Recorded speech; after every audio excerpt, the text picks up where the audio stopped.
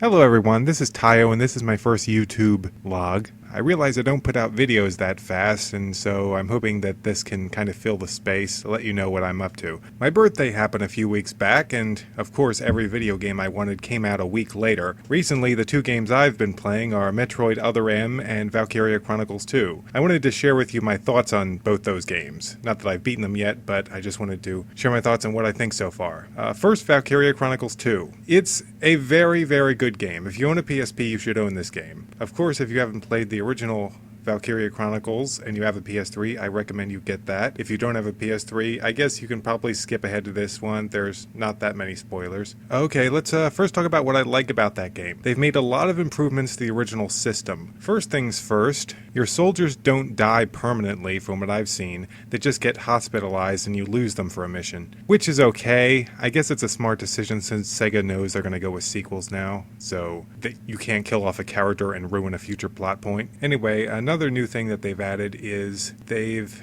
added a completely new class called Armor Techs. Now, the Armor Techs aren't the fastest soldiers, but they make up for it with a lot of defense. They're also the only ones who don't carry guns. They hit things with wrenches. Also, they've acquired, or rather stolen, the ability from the engineers from the first game to disarm landmines and place their own. An interesting class, though. Except for the landmine thing, I'm not exactly sure when I'm supposed to use them. I'm so used to the old classes from the first game, so I kind of just stick with the Shock Trooper, Scout, and the rest of the lot from the first game. Speaking of which, the sniper is gone.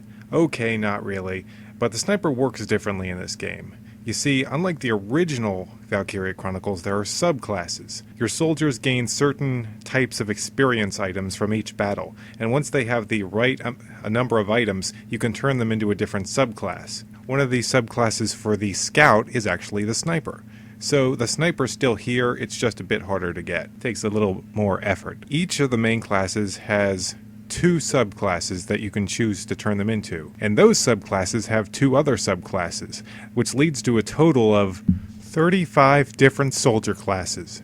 So yeah, your squad can be a lot more varied than in the last game. Another interesting thing is that the battles happen on multiple maps. It's like it's one battle, but it's all on different areas, and when you take over an enemy's base, you can kind of transport to a different area. It's kind of weird, but it works. I'm guessing they probably only did that due to the limitations of the PSP, but it's not that bad. It doesn't mess the game up or anything. One of the features I like most is you are now capable of putting your foot soldiers inside the tank and having the tank give them a ride across the map, which is really cool. It adds a whole bunch of strategic possibilities. And of course, losing your tank does not automatically make you lose because your commander is no longer in the tank. I'm really enjoying this game a lot, but it does have its faults, and I'm going to tell you the things I really don't like about this game so far. The characters are not near as original and likable as they were in the original Valkyria Chronicles. Why is that? Well, in my opinion, it's because in the original, the characters were adults. I'd say that most of them, not all of them, were in their 20s, or much further than that, which is kind of original. You have far too many games, especially games with an anime style, where the characters are all spunky teenagers. It gets annoying after a while. And I love the way the characters developed in the first game. I can't talk about the development that much because I haven't played through Valkyria Chronicles 2 completely yet, but I will get to that in a later video. But the thing that really gets me about the characters in this one is that it has a really cliche anime high school-like vibe, if you know what I mean. Like, go and watch any anime that takes place in high school, just about, and you'll get something similar to what's in this game. And I kind of hate that, because it's just cliche, it's overused, and I just hate all the characters being these spunky teenagers. It's really annoying. It's the difference between light and day compared to the characters from the original game. It honestly is. It's just the environment. It's a military academy, which is pretty much, it's a high school. It's just like a freaking high school. I bought this game to play Valkyria Chronicles, not Azumanga Daioh Chronicles. Oh, and of course, let's talk about cinematics. They have a few really well animated anime cinematics in the game, but for the most part, it's standard portable cardboard cutouts with text under it. I know I watch every cinematic, which most of them aren't very good, but I'm gonna watch them anyway. I mean, the original Valkyria Chronicles, you would have times when the characters were put in squares and you couldn't see all of their body, but at least they were animated and weren't stupid cardboard cutouts. Yeah, I guess I'll just have to forgive it because it's on the PSP. Voice acting is okay, just don't like the whole anime high school-like thing. Hopefully when Valkyria Chronicles 3 comes out, and I think we're already being teased about that by Sega, we can go back to, you know, playing with adults and not stupid spunky kids in a high school environment. There's only one other thing I dislike about this game, and that is, of course, I'm only in like the third month. I'm assuming we're going to go through all 12 months of the year. I'm like in the third month, but it seems like we're in the same exact area for a lot of missions. I know it's kind of on school grounds and they're training missions, but it just gets old going into a mission and running through the same stupid warehouse like 7 times. It's like they said, oh, this game has 200 missions. Yeah, that's great and all, and they are fun, but it just gets old going to the same areas. And when you compare that to the original Valkyria Chronicles, you were like going all over the place. Like within one chapter you'd be in a village, the next you're like inside a forest, the next you're in a mining town, the next you're on top of a mountain. You get my point. It felt like you were in a lot of different places. And for this game, it feels like you're in the same place so many times, going through the same stupid warehouse. But yeah, that's really my only complaint. I'm not going to complain about graphics because for a PSP game, it looks fairly good. So I'm not going to complain about that. But yeah, for the most part, it's actually an improvement over the original. The environment is weaker and it seems like we're going into a lot of the same areas. But other than that, major improvements over the original game. So yeah, definitely worth purchasing. Yeah, definitely go out and buy that game right now if you own a PSP. You will not be disappointed. Okay, next, Metroid Other M. One thing you have to understand is, up until recently, like about a few weeks ago, I had not played a Metroid game, like at all, for my entire life. I downloaded Super Metroid, really enjoyed it, haven't beaten it yet. It's got a few of the items, kind of quit. Decided I wanted to play it from the beginning, so I got Zero Mission at GameStop for about $10. Oh my gosh. I'm not sure if it was because it was sitting on a GameStop shelf for like months, or if the original owner was really bad at taking care of his games, but that thing was dirty. I mean, really dirty. I swear, I found like a little piece of twig in that cartridge. I'm not lying. It was filthy. So I took a Q-tip, put a little water on it, cleaned it out. Good as new. Cartridge works all the time now. No problems reading it. And yeah, I also am enjoying that. I am almost up to Ridley in that game.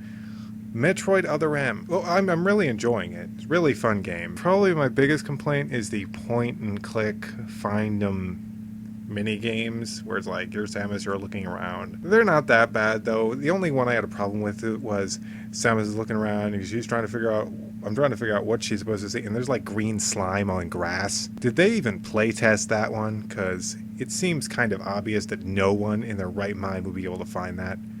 But yeah, right now I am up to, went through the lava area, now I'm in the ice area. Kind of quit. I should play more of that game after this is over. The controls work fine. Frankly, I've never played a 3D game that uses D-pad controls this well, except for when Samus needs to go around a curve, which isn't often, to be honest. Usually it's straight line, corner, straight line, corner, straight line, corner, and then there's auto aim, which works well. I think they probably could have pulled something out with a pointer if they had tried, but oh well. I think the pointing the Wiimote at the screen to go into missiles works better than I thought it would, especially with the auto dodge. It's like if you're in that mode and you press the D-pad, you can dodge out of the way. You're not as vulnerable as the game could have made you, which is good. I don't think it could work any better, to be honest, so they did a good job with that. Cinematics are okay. Samus narrates for a bit too long sometimes, but other than that, enjoying the game, and this coming from a guy who's really never played a Metroid game. Never played a Metroid game until recently. So yeah, one other thing I will cover is I just got Kingdom Hearts Birth by Sleep, and I am, of course, a big Kingdom Hearts fan. Heck, I put Birth by Sleep as the #1 game I was looking forward to this year. Haven't played much of it, and I will tell you why. I want to play it without the screen problems my PSP is having. Yeah, figures. The PSP finally gets some decent exclusive games, and my PSP starts having problems. I will show you here. I'm not sure if you can see or not, but there are some rather annoying vertical lines going across my screen. There are about like 6 or 7 of them. Harder to see in brighter areas, easier to see in darker ones. If anyone knows how to fix this, then by all means leave it in the comments, send me a message. It's really annoying. I've sent away for one of those video cables so I can play it on my HD TV. I played through the tutorial section of the game. I'm going to be playing as Aqua first. Very interesting combat system. They seem to start you out with a lot more abilities than they normally would. I mean, how many Kingdom Hearts games allow you to start with blocking? Which, actually, they all should, because come on, that's a standard ability in most games. I can't judge it. From what I hear, from what the reviewers are saying, it's got the best story since the first game, which I'm not seeing it yet, but I just started playing it, so hopefully it will improve. But yeah, hopes are riding high on this one, that it can restore the honor of the Kingdom Hearts franchise. Another reason I made this video is to try out my new pop filter. A pop filter, if you are not aware, is a plastic ring with thin material placed inside of it to prevent air getting to the microphone. So whenever I say a P word or a B word, you don't hear weird crackling spikes in the audio. It's nice to have, and it will improve my video quality from now on. Seriously, you could go back and watch my old videos and you'll hear lots of popping whenever I say P and B. Okay, I'm going to finish this up by talking about the future of my videos. I am already in the middle of recording for my next video. It will be the next episode of Manga vs. Anime. This time it's going to be Mare-chan Awakens Romance. Specifically, it will be talking about the endings of the anime and the manga. Considering for the beginning, they are very similar, so I'm not going to bother talking about that. But the endings are very different and worth talking about. And let me just tell you right now, one of them trumps the other's ending. So yeah, that's coming up. I have not finished my Ape Escape videos. The next episode of Rammed will be coming after Manga vs. Anime. It will be Ape Escape 2, which I've already told you, but let me tell you again, it will be Ape Escape 2. I'm going to have to do a lot of recording, but hopefully it won't be as difficult, considering I think you can replay levels in that one. So yeah, look forward to those 2 videos in the future, and more of these YouTube vlogs. And probably no one here knows that I am also a comic artist, and you can view my various comics at this site here. So yeah, when I'm not working on videos, I'm usually working on lots of different webcomics. So check them out if you want, and I will see you next time.